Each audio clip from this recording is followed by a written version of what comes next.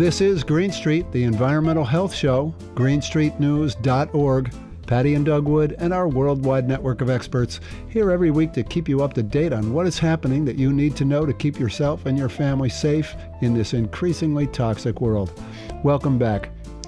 Every day around the world, hundreds of billions of tiny animals go to work for us, pollinating crops that produce our food. They show up faithfully, work long hours, are highly skilled, and cost us nothing. All they ask in return is for us to protect the natural world in which they live and on which they depend. But despite their enormous value, in fact their indispensability, we're not holding up our part of the bargain. Today on Green Street, we'll talk with a scientist who recently led a team analyzing the plight of pollinators around the world and what can be done to help them and ourselves before it's too late. That's all coming up in just a few minutes here on Green Street, but first, some of the headlines from the world of environmental health. Patti, what have you got for us this week? Well, this is about the Environmental Protection Agency, and under President Joe Biden, they adopted a ban on the use, manufacture, and import of chrysotile asbestos. And now the Trump administration plans to reconsider that ban, according to a brand new court filing. I thought we got rid of all asbestos. I mean, isn't asbestos really harmful? Nope. Okay. Listen up. All right. The move, which could halt enforcement of the ban for several years during the reconsideration, is a major blow to a decades-long battle by health advocates to prohibit the carcinogenic mineral in all its forms. Mm-hmm.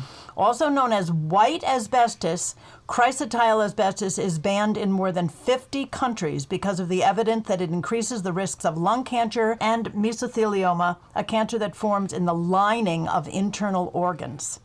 White asbestos is still permitted for use, though, in the United States, for roofing materials, textiles, and cement, as well as gaskets, clutches, brake pads, and other automotive parts. It is also used to manufacture chlorine. Well, other countries must have figured out how they can make these things without asbestos. They have. The proposed ban would have allowed some manufacturers up to 12 years to phase out its use, a provision backed by trade groups like the ACC or the American Chemistry Council. But the reconsideration is expected to take about 30 months, said the EPA in a filing with the Fifth Circuit Court of Appeals, which has been reviewing an industry challenge to the rule. So it's going to, wait a minute, so it's going to take them 30 months to figure out what to do about this, and even if it goes into effect, they have 12 years to comply? Well, that's where we are right now. So that's 14 and a half years. According to the filing, the agency will reconsider removing the rule's ban on the import and use of asbestos in the production of chlorine and the installation of new asbestos-containing sheet gaskets in chemical manufacturing as well as other facilities. The American Chemistry Council said it supported the EPA's reconsideration of the asbestos rule based on the best available science. Asbestos, a set of 6 naturally occurring fibrous minerals that have the ability to resist heat, fire, and electricity, is linked to an estimated 40,000 deaths every year in the United States. It was first used in construction in the 1930s and became ubiquitous as an insulator for pipes in schools, hospitals, homes, and offices, as well as consumer products. But in the 1960s and 70s, researchers began to associate it with serious health problems, including mesothelioma, this rare and aggressive cancer that disproportionately affects firefighters that are exposed to asbestos through damaged buildings. Asbestos production in the United States stopped in 2002, but the material is still imported, much of it from Brazil. The presence of asbestos in older homes added to the health risks for firefighters battling the California wildfires this past year. Yeah. Wow. I mean, I remember those pipes wrapped in that white, that white powdery stuff. Yeah. Oh, yeah. You know? They look like casts. Yeah, exactly. They look like a cast. Yep. Yeah, but it's made of asbestos. But I thought we got rid of all that stuff. I didn't realize it was still out No, there. I had no idea that it was used in chlorine manufacturing. That's a big deal because there's a lot of chlorine that's manufactured for use in industry. Yeah. And automotive parts, well. Okay, what else you got? Yikes, okay. So this is a kind of a wrap-up of what happened in Albany. And environmental advocates had hoped that this would be the year that New York would pass large-scale, affordable environmental policies. But when the legislative session ended after midnight on Wednesday, state lawmakers had failed to enact any of the signature bills on an agenda that sought to curtail New Yorkers' use of fossil fuels and plastics and the use of sewage sludge as fertilizer. It was up to Democrats in the Assembly to pass environmental bills already greenlit by the state Senate, but most of them did not get a floor vote on the final day of the session. Advocates pushing for the bills blamed a lack of leadership in the Democrat-controlled assembly, while lawmakers noted an extensive lobbying campaign from large corporations. For the second straight year, the legislature did not pass a bill that would have required companies to reduce their overall amount of packaging by 30% over 12 years. Plastic packaging. Here we go again. Yeah. 12 years to get a 30% reduction. I mean, it seems like a pretty I know, modest ask. that was a huge compromise. I mean, from my perspective, and I know that they did compromise with the industry on that. Yeah.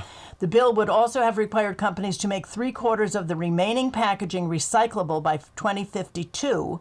It also banned 17 chemicals found in plastic packaging, such as PFAS or forever chemicals, and toxins like lead and mercury. Few bills considered this session saw as large a lobbying push from advocacy groups and corporations alike. The bill, which was the top lobbied non-budget item during March and April, drew pushback from L'Oreal, Coca-Cola, Keurig, Dr. Pepper, and Heineken USA, all companies that argued that the bill set impossible standards for their industries. All these poor companies. Yep. Money to be All made. right, we'll be right back. I remember when I was a kid, every summer our whole family would pack ourselves into the car and off we would go, camping or visiting distant relatives or maybe some family reunion or something. And after a long drive, the car's windshield would be covered with the remains of the hundreds of insects that got in the way as our car sped down the highway. We don't see that anymore, the result of a dramatically shrinking insect population as development, chemical insecticides, climate change, and other factors have taken a tremendous toll on these tiny creatures, some of which are annoying and some of which are absolutely critical to our own survival. Dr. Tara Cornelisse is the lead zoologist at NatureServe, where she brings over 15 years of experience in entomology and conservation biology to this nonprofit science-based organization. An expert on pollinators, Tara was the lead author on a recent study which revealed that more than 22% of native pollinators in North America are at an elevated risk of extinction. Patti and I had the opportunity to speak with Dr. Cornelisse earlier this week, and we started our conversation talking about her background. Here's our conversation with Dr. Tara Cornelisse. My background is in ecology and conservation biology. That's what I studied as undergrad and then also as a graduate student. I got my PhD at UC Santa Cruz. I had always loved insects. They've just sort of been my love since I was a kid and always interested in conservation. And so luckily I was able to kind of marry the two at school. And after I finished my PhD, I had a postdoc at the American Museum of Natural History where I was working actually more on conservation education because I was also very interested in teaching and education and advancing that as well. But I was kind of missing the real focus on insects. And then this position at NatureServe as first the invertebrate zoologist came out, and it just was kind of like the Goldilocks position for me, where I was really able to bring my knowledge of entomology and invertebrate zoology, and then combine it with, fantastic science being done, but also at the same time, like a very applied science with a nonprofit organization. So tell us a little bit about NatureServe. I wasn't really familiar with the organization until now. So it kind of started out as a sort of data arm of the Nature Conservancy, I think back in the 80s or maybe even late 70s. And basically, NatureServe is really unique in that we're kind of the central hub of a series of network programs. So each state and each province and territory of Canada have their own kind of network program. So like the New York Natural Heritage Program is an example of that. And a lot of times they are called natural heritage programs. And so those programs in each state on the ground are responsible for tracking species and collecting data on their habitats, their ecosystems, and the species that occur in their jurisdiction. And then NatureServe is kind of like the data hub for all of that information. I see. And then we kind of put it all together and create products that we can then give back to them to help do conservation, make conservation decisions, as well as kind of scale it up to federal organizations, agencies as well for them to make decisions too. Cool. Okay, so Tara, you've made a bit of news with this study that you did. Tell us about the study. First of all, let's back up for a second and talk about what is a pollinator. Because I think a lot of people think of honeybees and they don't think beyond that. But that's just the beginning, right? Right. Yeah. Honeybees are obviously a very important agricultural pollinator. Honeybees are not native to North America. We have mostly the European honeybee in the United States that's used as kind of an agricultural animal. It's sort of trucked around, to areas where it's needed. And so it is an important pollinator for agricultural systems for sure. But there are so many other pollinators. Honeybees are just a few species of many, up to like 4,000 native bees in North America, probably around 20,000 bees in the world. And then bees are just one pollinator as well. We also have butterflies, moths, lots of beetles pollinate. Flies also are really effective and important pollinators. And then not only insects, we also have vertebrate pollinators. So like hummingbirds and bats are important pollinators as well. Even small mammals are pollinators, am I right? Yeah, absolutely. Yeah, there's like some rodents that can, be found in flowers that sort of stick their face in them and will transfer pollen. Yeah, absolutely. Yeah, there's lots of pollinators. Really that kind of goes to the definition of pollinators, which you can then imagine how many other species are pollinators. It's really just an animal that visits a flower, usually to consume some kind of floral resource, usually nectar, but also pollen. And then as a result of visiting that flower, it moves pollen from one flower to another, effectively aiding in the reproduction of the plant. Got it. So there you go. So what prompted this particular study? And tell us a little about the study. Yeah, so you may be familiar with, there's been, unfortunately, in the last around 10 years, a lot of news about insect declines all over the world. There's been some studies looking at declines of insects in Germany, in the tropics, in the United States. And unfortunately, there's been more and more, and the consensus has kind of been that, we're losing about maybe 2% of our insects annually. And so we knew this, as conservation and entomology professionals. And we also have noticed that in a lot of these papers, pollinators seem to be really taking the hit kind of more than other insect groups, and they're declining a lot. And pollinators are extremely important for not only pollinating crops, but also pollinating wild plants where they create habitat for other animals, as well as food for other animals as well. And so knowing these kinds of two things, we were really interested in using our NatureServe status assessments to try to figure out what is the status of pollinators in the United States and Canada. And there's been a lot of studies that have looked at specific groups of pollinators, maybe bumblebees or butterflies or moths kind of separately, but we were really interested in looking like across the board, how are pollinators doing in our region that we track. So that was kind of where we were coming from. And NatureServe is sort of uniquely suited to kind of answer this question because we have these network programs that are on the ground tracking these species. We have this conservation status assessment methods where we have this rank calculator where we figure out what is the conservation status of these species. So whether they're secure, imperiled, vulnerable, that kind of thing. So we have all these fantastic data where we realized that we could create some kind of larger scale analysis to figure out how pollinators are doing. So why are pollinators declining at such an alarming rate? I mean, what are the top 5 reasons for this? Right. So we did, as part of our study, not only did we analyze sort of the percentages of the at-risk species for extinction in these pollinator groups, we also looked at the top threats. As part of our ranking system in NatureServe, we also put threats in. And the top threat that came out was climate change for pollinators.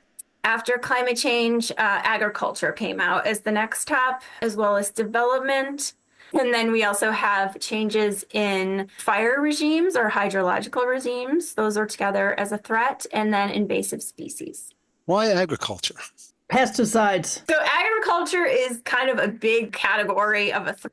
right? And there's a couple of reasons. One is basically outright loss of habitat. So conversion of prairies, of woodlands, of shrublands that are important habitats for pollinators to crops. So we lose all of that floral biodiversity that the pollinators depended on, as well as the other habitat features, such as, bare ground where they could potentially have nested, or other types of areas where they could have nested. So you lose habitat. But also there's the chemical inputs that go into agriculture. So pesticides are designed to kill invertebrates. And a lot of these pollinators are invertebrates. They're insects, right, which are a type of invertebrate. And so they are negatively impacted by the inputs to agriculture as well. And then also there's inputs like nutrients that are put in, fertilizers that are put in agricultures that can change the composition of plants within and around the areas as well. So what are those nutrients? I'm interested. So you're talking about just your typical nitrogen and phosphorus and so on? Yeah, exactly. Yeah. So are you looking at the issue of biosolids using the fertilizers that are coming from sewage sludge or wastewater? We haven't dug deep down into that. We didn't really go down into the specifics of these broad categories of threats for this analysis.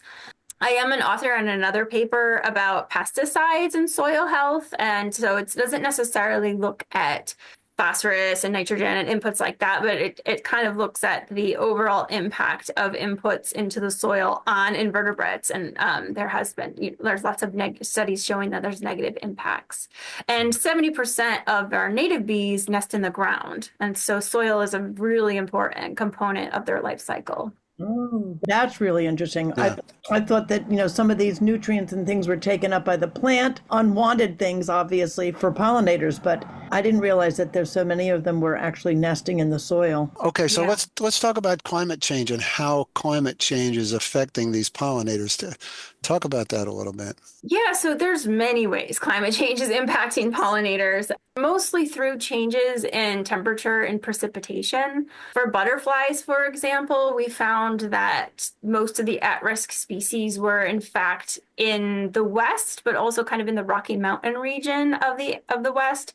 And we have many beautiful montane butterflies that overwinter under snowpack. So the adult butterflies will lay eggs, and either those eggs or sometimes the eggs will hatch and the caterpillars will come out, and those stages are the ones that actually will survive over the winter under the snowpack. And so you can imagine that snow is really important to the survival of these species because it creates this insulation. Sure. As snow melts, you have less of that protection, so they're more exposed to kind of that like frigid, cold winter air that they might otherwise may not, or ice instead of snow as well. So that can really be detrimental to these butterfly populations that do that. Drought is also another really big issue that can cause loss of host plants. A lot of our imperiled native bees are specialists on certain types of plants, sometimes families of plants, sometimes different genera of plants. So they need really specific types of plants to carry out their life cycles to survive and to reproduce. And so if those plants are impacted by drought, maybe they have fewer flowers or just fewer plants from year to year due to droughts, that can really take a toll on the populations of bees as well. Nature's pretty good at adapting. Are you seeing any evidence that insects and other parts of the natural world are trying to adapt to a changing climate? Yeah, there have been some studies that have shown that populations of bumblebees, for instance, are surviving more in kind of northern or higher elevation areas. And so, we're thinking that they're shifting. And bumblebees are a great model for that because they're generally generalists. And so in contrast to kind of those specialist bees, they actually are able to utilize a lot of different kinds of flowers. And so they are able to shift around a little bit more than some bees or pollinators that are really specific to that one kind of plant. But not other species besides the bumblebees. Yeah, I'm trying to think. We have butterflies. I'm in California, and we have butterflies here that have kind of a boom and bust life cycle as well, where when we do have really wet years, they'll come out in really high numbers. And so that's one way they can kind of track the changes. The worry there, like, is if you have a series of really dry years, are they going to be able to survive that in the stage that they're kind of in what we call like diapause or sort of hibernating and waiting for those wet years to come. And so hopefully they'll be able to adapt to the point where they're able to survive longer periods of drought and still be successful when we have those rain events. Who are the natural predators for bees? For bees, it kind of depends on the bee, but it can be a lot of different kinds of predators. So birds, reptiles like lizards, spiders, wasps are actually a good one. They also have parasites and so parasitoids. So like tiny little parasitoid wasps are flies that will lay eggs in them as well. Nature is just so interesting. I mean, everything is connected. It's all just so fascinating. I mean, you've told us so many things that I think are, well, they're new to me, and I thought I knew a lot, but hopefully new to our audience as well, which is, really just makes us understand how fragile, the ecosystem is, and how we just really need to be appreciative of the work that all of these little tiny things that we don't even think about are doing on our behalf. Yeah. Helping put food on our table. Yeah, absolutely. Yeah.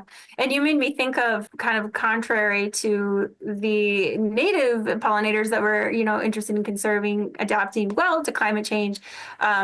We're finding that honeybees are actually like being more successful, becoming feral in the warming climate. So there's something called Africanized honeybees. So there's a native species of honeybee to Africa that is also used agriculturally and will hybridize with the European honeybee. And so then they sort of become what they call Africanized honeybees. And they're a little bit more likely to leave sort of domestic settings and become what they call feral. And so kind of go out and create their own hives. And then they'll kind of set up shop in these natural areas, maybe like national parks or BLM land. And those are really important areas for like native bee habitat. And so if the honeybees get out there and they're out in the wild, then they really are able to outcompete and sort of take up all the resources for the native pollinators. And so that's something that could happen because they seem to be adapted to warmer weather. And so as sort of that warmer weather creeps up from sort of southern Arizona and southern New Mexico, they're kind of coming along with that. Yeah. So, Tara, did you come up with any conclusions? So you did this study. You looked across the whole world of insects, and what kind of recommendations did you come up with? Yeah, so we came up with recommendations at different levels. So there's places that folks can do things on their own in their own homes. There's places that, we can have policymakers do and land managers do as well. And so for policymakers, it's important to integrate these at-risk pollinators that we found in our study into management plans. So if we know which species are in fact most at risk of extinction, then those species can be put on lists of what we call like species of greatest conservation need. And those species are the ones that will directly become important parts of management plans at different states. And then they'll also be able to receive funding as well, which is an important part of conservation. So that's something that folks can do. Land managers can really help prioritize conserving habitats, making sure that there's areas of wildflowers, areas of flowers as much of the year as possible. I know some areas that freezes over, so you can't have flowers all year long, as well as to try to conserve native habitat as much as possible, particularly like grasslands and shrublands and woodlands, where we found that, these are really important habitats for pollinators, as well as reduce inputs such as pesticides and fertilizers as well. And then for folks at home, people can really make a difference, creating your own gardens, even if you just have like a balcony, for instance, with native plants, making sure that you buy plant starts or seeds that are not treated with pesticides. Unfortunately, a lot of seeds and starts out there are treated before you even buy them with pesticides. And obviously that's kind of creating what we call like an ecological trap, where you're drawing in the pollinators pollinator, but at the same time, you could be killing them with pesticide exposure. Folks can also, turn off lights at night. We want to think about our nocturnal pollinators like moths and bats. Leave the leaves is another really important one. So if you have kind of an area where you get leaves or down vegetation, maybe in the fall, for instance, it's really important to leave that in place because those are the places where a lot of these pollinators are, in fact, spending the winter, and they need that cover to protect them to survive. Being part of citizen science projects is another really important component of that, or community science projects, where folks contribute data, basically. A lot of the data that we use in these studies has come from platforms like iNaturalist, where we get this information about where species are and how many there are. And so we can use that information to analyze the status of the pollinators, too. I have two corners of my property that are just all native plants, and it's great because we live on Long Island in New York, and we don't have a lot of exciting things to see, but I sometimes actually see hummingbirds right out my window and lots of butterflies, and it's just it's wild looking, and then it looks terrible because we do live in a place where we have seasons, and then it just kind of all disappears in the fall, and the winter it looks terrible. But you know what? It's okay with me. Good. Yeah.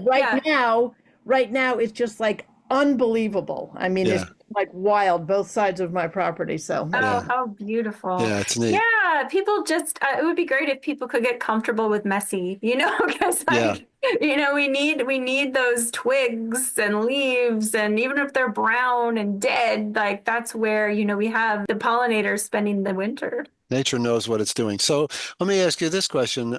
Are you optimistic? I mean, you're witnessing in your own lifetime a significant decline. Yeah. What's your prognosis here? Yeah, that's a good question. I would say, honestly, I fluctuate between being optimistic and pessimistic, depend on the day now, or what I'm reading or what studies are coming out. As you had alluded to before, nature is adaptable, and there are some evidence here and there where we're seeing species adapting to some of these changes, but they're occurring really fast. Climate change in particular is the one that really concerns me. It's, a little bit at this point kind of run away. And so we are going to be expecting more increases in temperatures, more fluctuating precipitation, more droughts. And those are going to really impact species and pollinators in particular as we go forward. So I am quite concerned about that, to see what kind of changes are happening. I hope that there is some adaptability, and the fact that we can make some difference on the ground. There's some studies coming out that are showing that habitat mitigation, so actually like creating habitat, or what they call like refugia, areas of shade, areas of host plants, creating this habitat is actually able to offset a little bit of the negativity of climate change that's happening. So that does make me more hopeful, and I hope that people can embrace that a little bit more as part of the solution. Yeah, the nice thing about working on insects is that you can really make a difference in a small area. And so that does kind of keep me hopeful. Dr. Tara Cornelisse, lead zoologist at NatureServe, talking about the plight of pollinators and their impact on our food supply and the larger natural world.